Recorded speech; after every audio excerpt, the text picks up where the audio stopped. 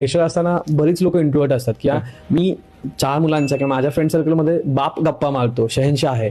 पण बाकी असं काय क्राऊड समोर गेलं की मग त्यांना बोलती बंद होते. अशा लोकांसाठी काही इंट्रोवर्टची खूप चुकीची डेफिनेशन समाजामध्ये आहे. इंट्रोवर्टचा अर्थ असा नाही की त्याला बोलताच येत नाही. इंट्रोवर्टचा अर्थ असा आहे की गरजेच्या ठिकाणी तो माणूस योग्य त्या गोष्टी बोलतोच.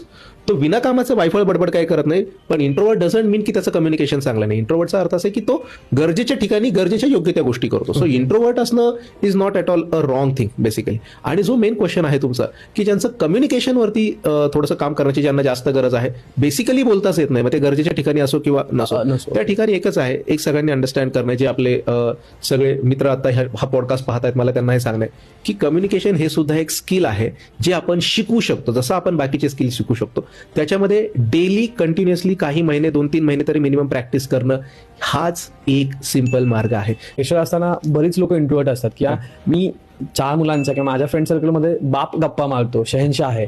पण बाकी असं काय क्राऊड समोर गेलं की मग त्यांना बोलती बंद होते. अशा लोकांसाठी काही इंट्रोवर्टची खूप चुकीची डेफिनेशन समाजामध्ये आहे. इंट्रोवर्टचा अर्थ असा नाही की त्याला बोलताच येत नाही. इंट्रोवर्टचा अर्थ असा आहे की गरजेच्या ठिकाणी तो माणूस योग्य त्या गोष्टी बोलतोच.